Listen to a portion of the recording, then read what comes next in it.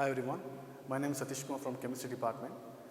In the previous class, we tried to understand what actually phenols are and how these phenols can be classified into monohydrate phenols, dihydroxy phenols or trihydroxy phenols based on the number of hydroxyl groups that are present in the molecule.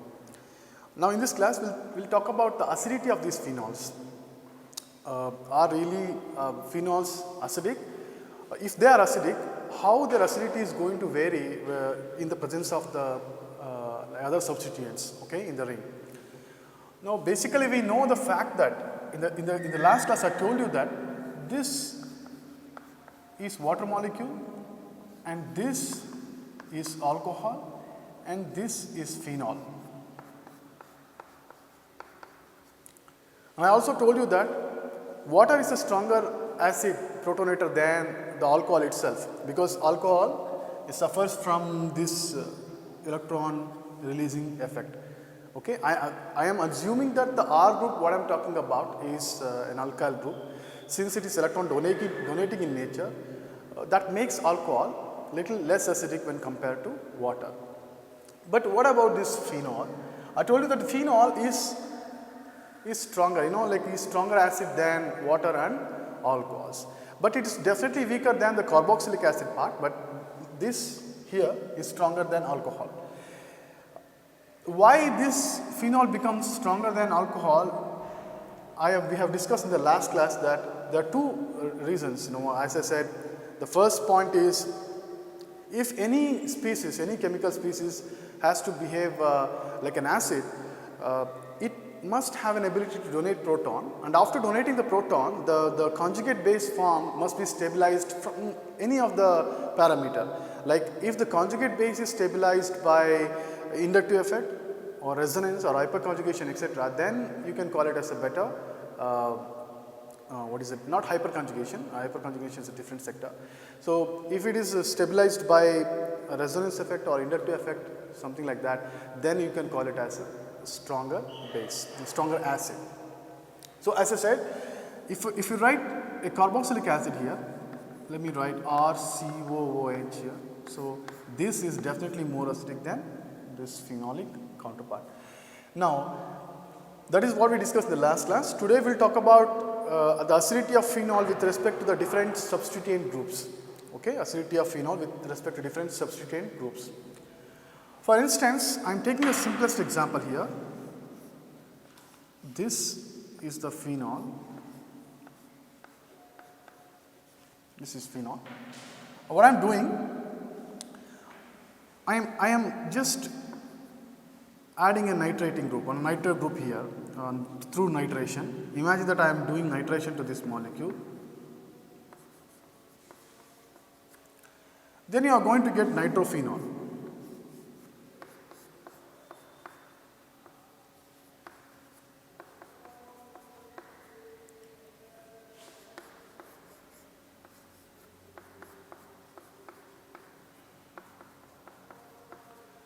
We have got orthonitro and paranitrophenol here. This is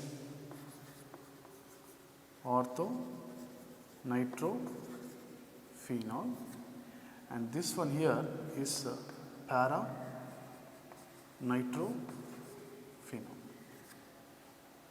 Okay, that is what we learned from the basic organic chemistry, because OH group is an electron donating group. Hence, it gives rise to mixture of products, that is ortho and para substituted product here. So now our primary concern is to investigate what will be the effect of these substituents on the acidity of this phenol. For that, I am going to simply write a statement here. If the substituent are electron donating, okay. If the substituent are electron donating, then the acidity of phenol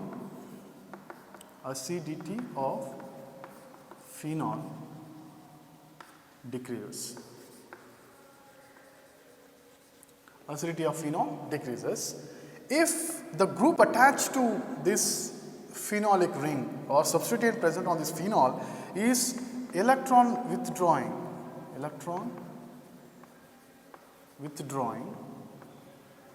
then acidity of phenol increases. Okay? We'll try to understand this, try to understand the reason behind this.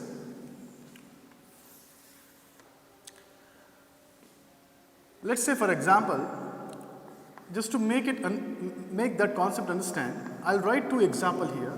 This is acetic acid and this is trifluoroacetic acid. Okay? For instance, let us shift to carboxylic acid for a moment, and between these two, trifluoroacetic acid becomes stronger acid. If someone asks you what is the reason, you say that it is electron withdrawing, the minus I effect here causes this molecule have more acidity. Okay? And let me write one more example here. If I take acetic acid and propanoic acid here, ethanoic acid and propanoic acid, from the elementary studies we know the fact that if the group attached to this carboxylic group is like electron donating in nature, here there is one alkyl group, means one methyl group here. Here the alkyl group chain has increased to 2. So since this alkyl group is electron donating in nature, the acidity of this carboxylic acid decreases. Okay, the proton donating ability of this molecule decreases. Here, since this group is electron withdrawing in nature, it exerts the negative inductive effect. So this OH bond here becomes very much weaker, so it can easily donate the proton. That is what the point we know from the carboxylic acid part. So we can put the same analogy into phenols and see. So once again here I am writing phenols.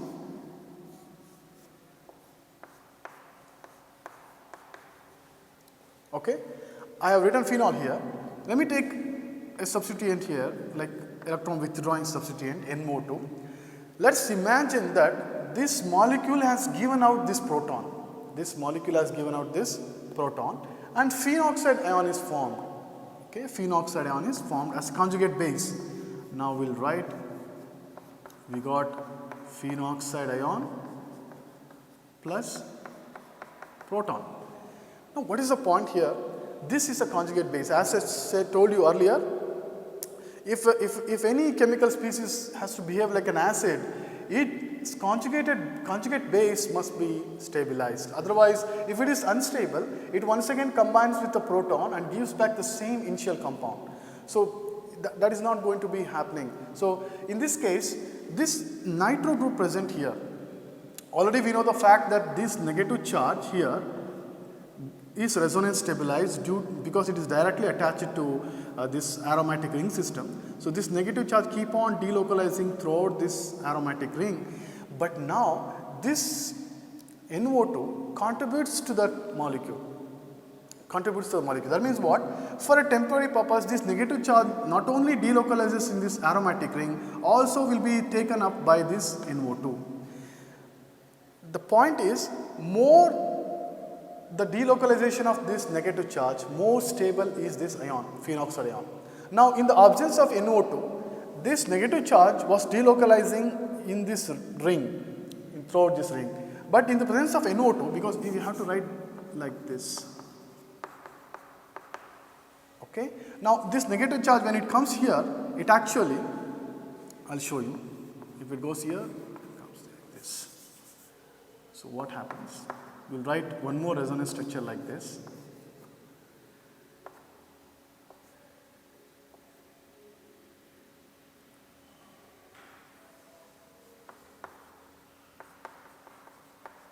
Okay, I'll split it up, O minus plus, and this charge comes here, and this one, it goes here and up like this.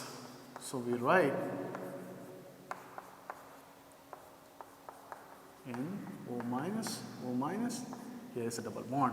So this is the point, what you need to understand, that this electron withdrawing groups, the groups which are electron withdrawing in nature actually takes up the electron from the benzene nucleus. So that means it is stabilizing this negative charge partly. It is contributing to the stability of the molecule phenoxide ion. So that is why if the phenolic group contains any electron withdrawing group, then it is more acidic in nature. Okay? That means due to the presence of electron withdrawing group, the phenoxide ion will be stabilized. Since the phenoxide ion is more stable, it can easily donate the proton and be happy with that. So that is the concept here. Now let us extend the same thing to electron donating group. Instead of this NO2, you can put any electron withdrawing group like sulfonic acid group, or you can put any carbonyl functional group like aldehyde or something like that. So that stabilizes the molecule. Okay. So one more point I need to add here is, I have written one nitro group here, but if you increase the number of nitro group, then it increases the acidity also. So mononitrophenol is less acidic than dinitro, dinitro less acidic than trinitrophenol, that is picric acid. So that is the concept you need to understand here. So acidity, more the substitution, the point is more the substitution. In this case, the substitution means the electron withdrawing substitution, more the substitution, more will be the acidity. More will be the, that's the point you need to remember. So for that I am writing the example here. So if you take this, this is orthonitrophenol, and let us say for example this is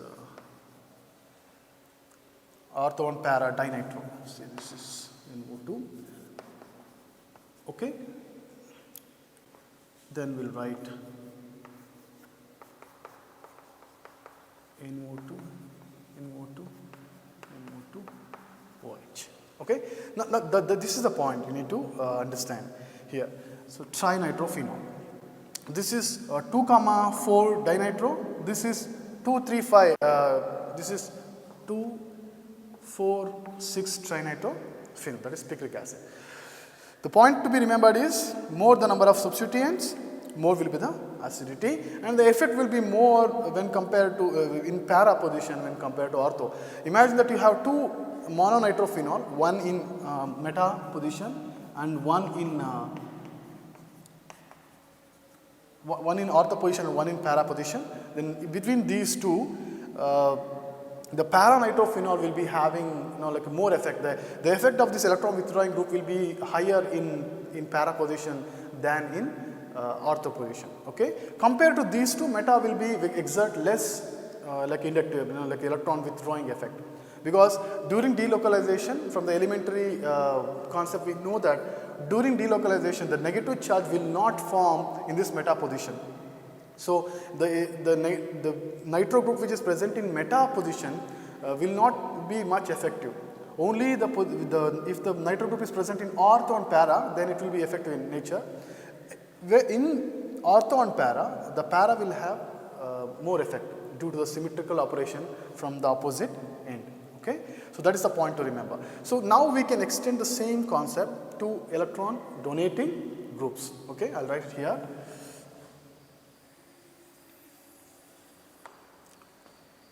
So this is, I will write electron withdrawing.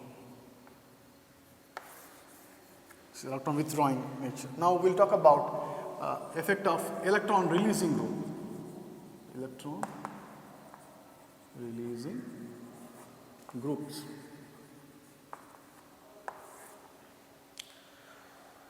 What do you mean by electron releasing group? Electron releasing groups are those which are capable of donating their lone pair of electron for resonance into the benzene nucleus. Okay? If we are talking about an aliphatic system, then we say that it is like for example, alkyl group becomes a dominant functional group. Alkyl groups are the major groups which we say that they are electron releasing in nature.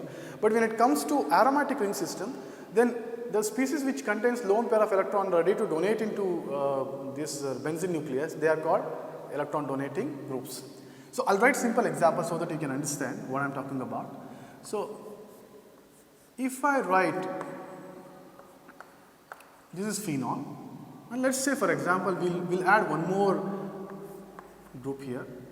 Let's say for example we'll put NH2. Now this amine group is electron donating in nature. It exerts plus R effect, plus M effect. Then what happens? it is capable of donating the electron into the benzene nucleus. It will never withdraw the electrons because it's already electron rich in nature, so it will never withdraw. So in such case, what happens? The acidity of phenol will be decreasing. Why the acidity of phenol decreases? As I said, imagine that this molecule is undergoing dissociation, it is donating this proton, then this ionization of this bond or dissociation of this hydrogen proton, what happens? You will get phenoxide ion. Phenoxide ion. Now, as I told you earlier, this phenoxide ion is now unstable because in the earlier case, the negative charge was delocalizing in the benzene nucleus. It was also stabilized by the presence of this electron withdrawing nitro group, which partially for some time, for temporary purposes, withdraws the electron into its core and again gives back into nucleus. Okay? But in this case, what is happening? There is already a negative charge in the phenol. This phenoxide is already having a negative charge, but this NH2 group is also ready to donate electron. Since this NH2 group is donating electron, the negative charge will be intensified. So we know from the basic chemistry that any species which intensifies the already existing charge destabilizes the molecule. So in this case, this electron releasing group, amine group, is destabilizing this negative charge by donating electrons. So in that case, this phenoxide ion becomes, what is it? Less stable. Since this is less stable, this ionization means this bond between oxygen and hydrogen will not be broken easily. Okay? So we can say that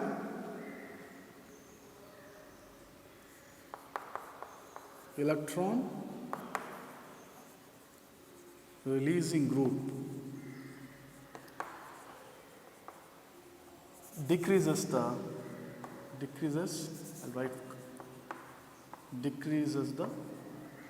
acidity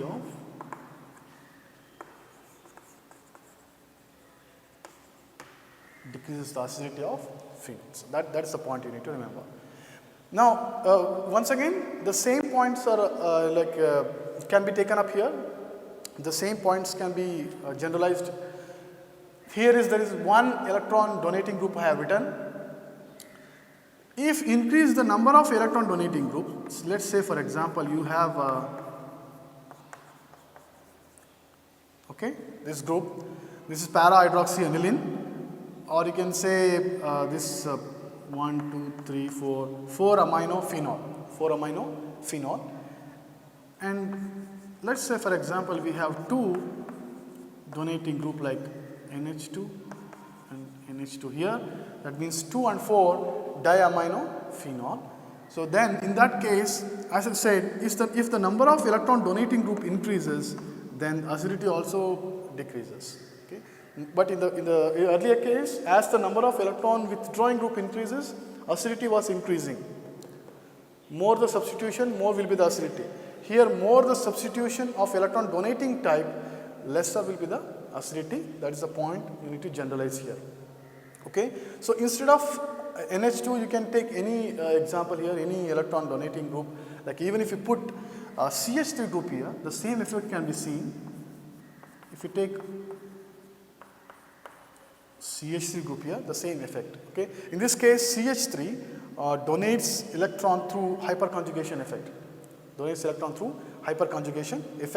So that also decreases the acidity of phenols. So that is about acidity of phenols. Only 3 points. Phenols are more acidic than alcohols, less acidic than carboxylic acid. Presence of electron donating group decreases its acidity, and presence of electron withdrawing group increases its acidity. That is the point. So we'll move on. We'll move on to some rearrangement reactions, and we'll see how the phenol can undergo some rearrangements in organic chemistry. So we'll talk about some rearrangement reactions. Rearrangement reactions involving phenol. There are many rearrangement reactions in organic chemistry, but we are talking in context with the phenol molecule. Okay? So molecular rearrangement is nothing but like how one molecule like changes into other, like intramolecular, the intramolecular in way. It is not changing with respect to the external agent. So for that we will talk about, let's take an example and discuss about it. The first example what we are talking about is Raymer-Tiemann reaction.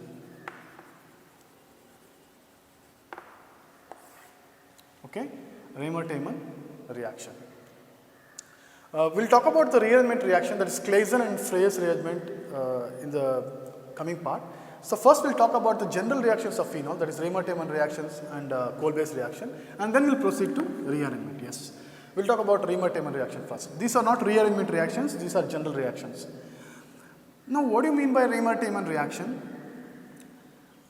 See, Raymer-Tiemann reaction is nothing but conversion of phenol into orthohydroxybenzaldehyde in the presence of chloroform and base. This is the point. So when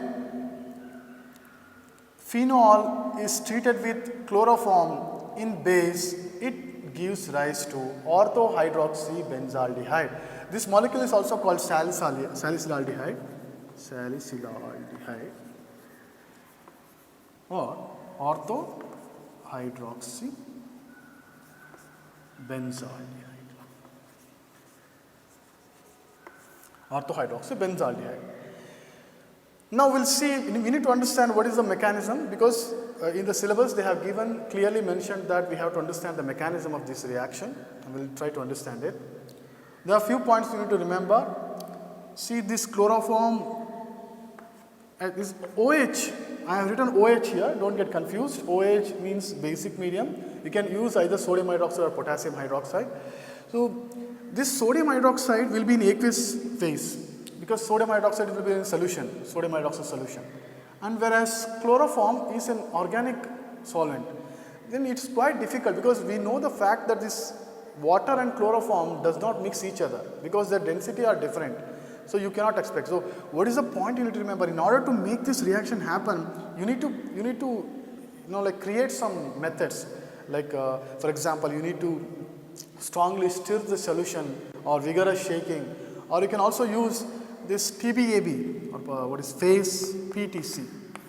You can use PTC, because PTC, phase transfer catalyst. If any reactions are bifacial, like two different phases are there, then this catalyst, phase transfer catalyst, allows the ionic compound to enter into organic phase. That is the specialty of phase transfer catalyst.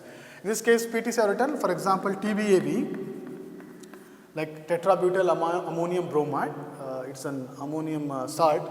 So these act as a this phase transfer catalyst. Okay, so these catalysts can help the molecule, the ionic especially, the ionic molecule like ions like sodium or hydroxide ion to enter into organic phase, so that the reaction can happen. There is a point you need to remember. Now we will try to look at the mechanism of this reaction. I will write here. I am going to write it in a stepwise manner. So I will write mechanism of the reaction. Now what happens in the first step? This chloroform here, I am going to write ClClClH.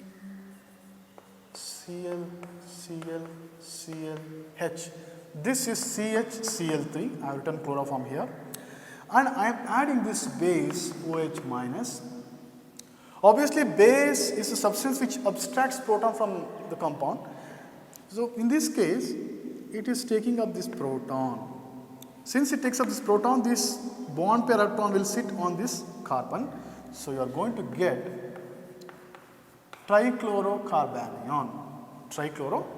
So this is chloroform, base subtracts proton, negative charge will reside on the carbon atom.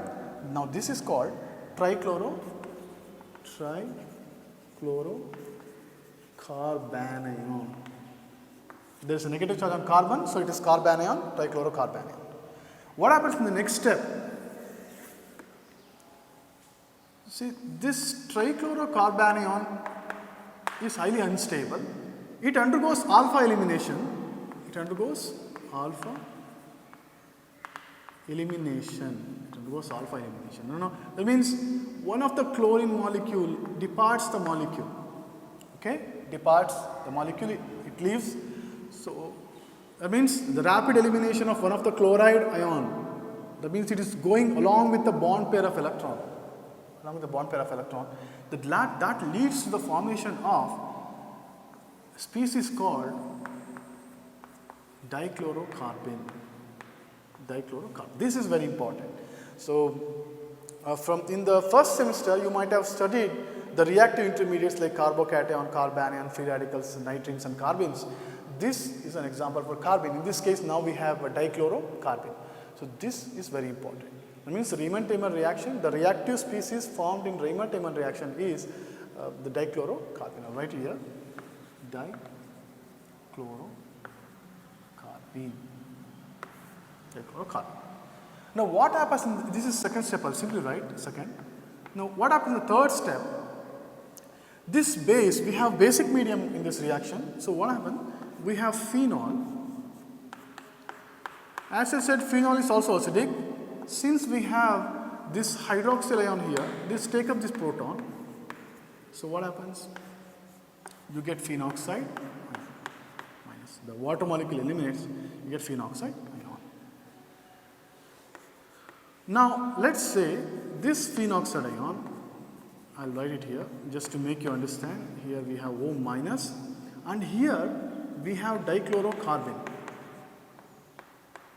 We know the fact that this dichlorocarbon is electron deficient in nature. It contains sextet of electrons 2, 4, 6. It only contains 6 electrons in its orbital. It is electron deficient in nature. Now it behaves as an electrophile. Now we also know that the double bond in benzene ring behaves as a nucleophile. Now in this case, this oxygen charge comes here. This will attack here.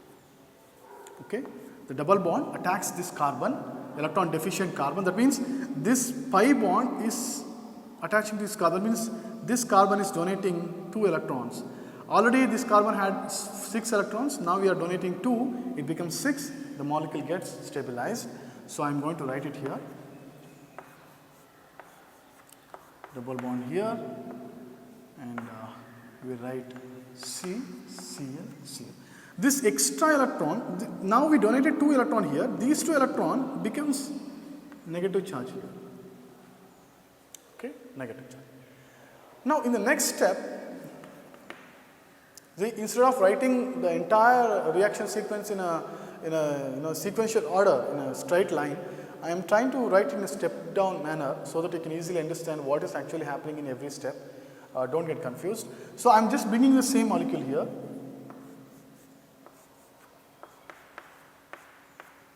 So we have carbon, chlorine, negative charge. Now what happens? This negative charge abstracts this proton in an intramolecular fashion, the intramolecular abstraction of proton. This negative charge abstracts this proton and this goes here. Okay. You must be able to understand the movement of these charges. Always remember the arrow mark should start from negative end and enter into positively charged species. You should not change it.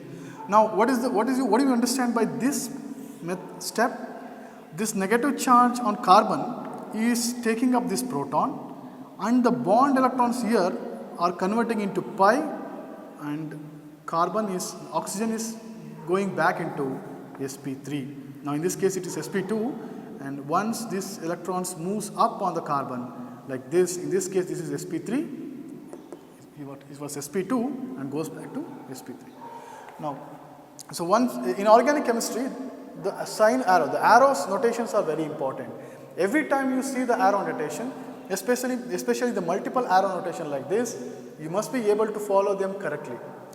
Here, this means the negative charge is taking proton, this means that the sigma bond is converting into pi, this means the pi bond is converting into negative charge. So I am writing O minus here, C.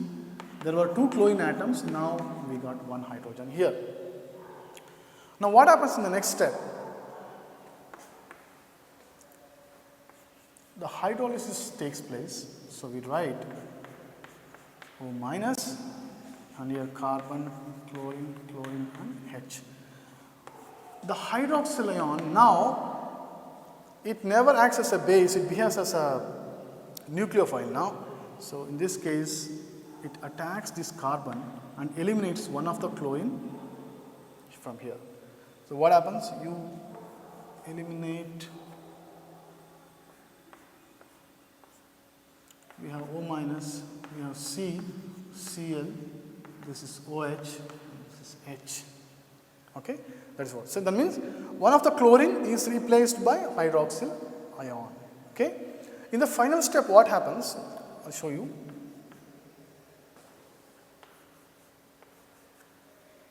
So in the next step, what we are doing, I am taking the same molecule here. So this OH group, I am writing on the top side. We have one chlorine atom, one hydrogen. Don't lose the track here. The carbon contains one hydroxyl, one chlorine, one hydrogen. Carbon contains one hydroxyl, one chlorine, one hydrogen. Now this, what happened? The elimination of this chlorine is favorable. The oxygen lone pair comes here and this chlorine molecule departs. So what do you understand at this moment? That means the lone pair on oxygen coming here to form a pi bond. This chlorine molecule is leaving the entire molecule, leaving this group. So two processes are happening. Carbon oxygen double bond is forming, carbon chlorine is losing, carbon and chlorine bond is rupturing. So we will write that here.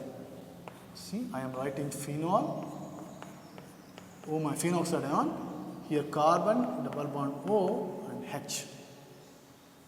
Okay, this will be formed, and this intermediate, what happens, it takes a proton from the aqueous medium, so it gets protonated to form OH. So now we got orthohydroxy benzaldehyde, nothing but salicylaldehyde. I am coming once again quickly. Chloroform reacts with base to form trichlorocarbon ion. Trichlorocarbon ion undergoes alpha elimination to form dichlorocarbene, which is a reactive intermediate. Dichlorocarbene is attacked by the phenolic ring, that means benzene ring in phenol. Then in the first step, a negative charge will be formed on carbon, which rapidly takes up the proton within the molecule to form this compound. Okay, in this stage C, hydrogen is taken up by this negative charge. In the next step, base hydrolysis, the OH minus attacks the molecule. Now it is behaving as a nucleophile and it displaces one of the chlorine atom here. And imagine that this is the compound. The elimination of this chlorine is highly favorable because the lone pair comes here and chlorine goes. I have written the same thing here. Lone pair comes here, chlorine goes. So that leads to the formation of benzaldehyde molecule. Finally, protonation of this molecule gives the orthohydroxy benzaldehyde, that is nothing but salicylaldehyde. Now this is the mechanistic pathway of Raymer-Teyman reaction. Okay. Now we'll talk about the next reaction, that is Kolbe's reaction.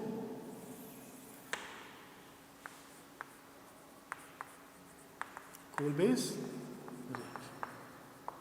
This is not Kolbe's electrolysis, it is just Kolbe's reaction. Now, how do we understand Kolbe's reaction? First, I'll write the reaction as usual, and then we'll discuss about its mechanism. What happens in Kolbe's? You take phenol. You take phenol, and you heat this with carbon dioxide at 125 degrees Celsius at over 100 atmospheric pressure. Then you are going to get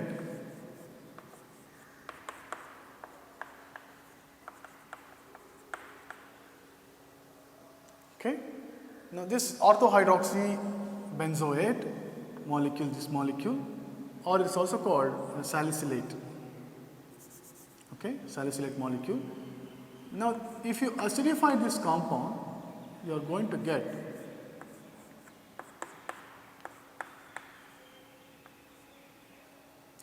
let us say, for example, we are using a base here.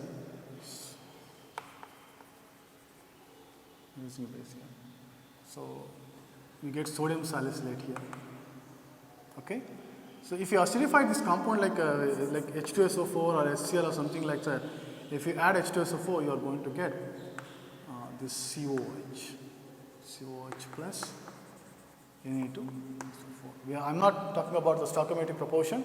So that is what the reaction, that is how the reaction goes. Okay? So, no, this here you have to take sodium phenate. That is very important. That is where the sodium is coming from. You cannot simply take phenol here.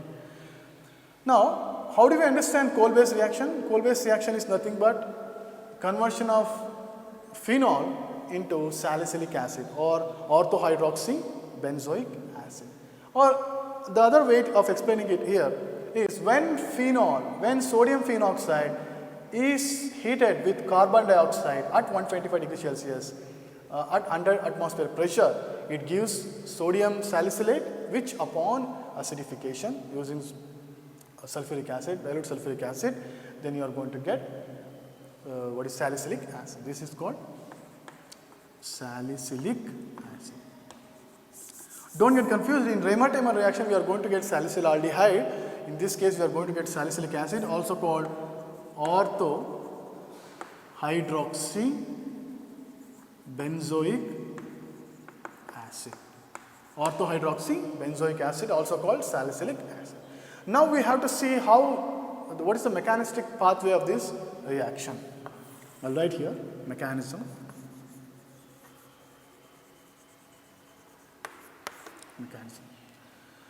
Now in the first step we are going to take phenol and we are going to react with NaOH so that you are going to get sodium phenate. Okay, acid, base gives salt, like sodium phenate. Now this sodium phenate, what happens? This is O minus, I'll write O minus only. Let us assume that the counter ion sodium is next to this O minus. Okay. Now since we are heating this with carbon dioxide, the carbon dioxide molecule is linear in nature. It should be like this always, because it is sp hybridized molecule. So we are not supposed to write like this, but just to make you understand, just to show the attacking pattern or something like that, I am writing like that. Don't get confused. So what happens? Let me shift the double bonds here for convenience. This negative charge on oxygen comes here and this carbon attacks. Okay. So there is hope you are understanding every moment. This arrow mark is showing that negative charge is coming to this bond. That means the carbon oxygen single bond is now changing into a double bond, and these pi electrons are attacking this carbon atom, and these pi electrons are shifting on this oxygen. All these shifting parameters, the bond movement must be understood very well, otherwise it will be confusing for you. So what is happening? So I wrote like this, double bond O, as I said, this bond comes here, that means double bond. This sigma bond going outside, we said outside, it is attached to carbon, right, carbon CO. Now there was carbon oxygen double bond, now it is converted into single bond oxygen. Since this electron jumping and residing on oxygen, it will be in the form of negative. Okay, in the form of negative charge. That is very important. Now, at this moment, what happens? One of the proton here, actually, deprotonation takes place to regain the aromaticity. We know that aromatic compounds are quite stable in nature. Because in most of the reactions, the reaction proceeds in such a way that the aromaticity of the molecule be regained. Even in electrophilic substitution, we know that the last step of the electrophilic substitution is regaining aromaticity, okay, by the loss of proton. In this case, one of the proton will be lost so that this change will occur. So once again, what does it mean? This proton is leaving this molecule, donating electron here. That means this single bond will be converted into double bond, but double bond will be changing into, I'll show you. Molecule was like this, Here we have COO minus. Now there is a double bond, O minus. Okay. So let's say, for example, let's put minus H plus H plus. So that means one of the hydrogen has left the molecule and one of the proton is removed and one of the proton is given. So we can put directly OH here. We can put directly OH here. Understood the point? Don't ever think that it is the same proton is going here. This is different. This proton will go into aqueous medium. Once again, from the aqueous medium, this molecule takes up the proton. So at this step, what did you understand? This hydrogen is lost to regain the aromaticity. Look now, the benzene ring is retained, aromaticity regained. Here we have a negative charge, COO minus. Look here, COO minus, I have written in a short form, COO minus. In chemistry, what happens? The counter ion always migrates into the charge. Wherever it goes, it migrates. Let's say, for example, just to make you understand that, if I write like this, CH3, COO Na plus, this is called counter ion. Okay? Let's say, for example, this is resonating. If this bond comes here and this goes up, then we'll write the resonance structure like, I'll write the resonance structure. This is coming here and this is going up. This is CH3, CO minus, double bond, O. Now the single bond oxygen converted to double bond. The double bond oxygen is converted to single bond due to resonance. Now this counter ion actually migrates here.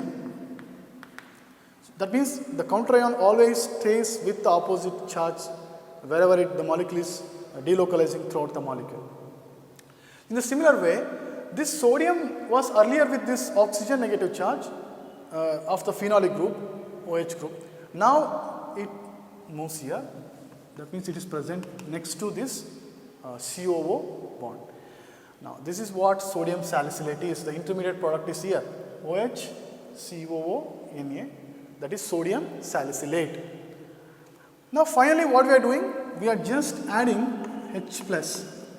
That is H2SO4, dilute H2SO4, H plus we are adding. So what happens? This COO minus get protonated. COO minus get protonated. So finally you are going to get, see, it was OH here and COO minus, you are adding this H plus. Okay? So this will take up this proton. Okay? If you have, let us say for example we have sodium here. If you add HCl, the byproduct will be NaCl. If you add H2SO4, the byproduct will be NaHSO4, sodium bisulfite or sodium sulfate. Did you get the point? See, the protonator is an acid. If you add HCl, this sodium goes with chlorine. If you add H2SO4, sodium goes with sulfate to form salt. Okay? So finally, you are going to get OH, COO. This is salicylic acid. This is salicylic acid or orthohydroxy benzoic acid. So that is about two reactions. That is, the one is Raymer-Tiemann reaction, the other one is Kolbe's reaction.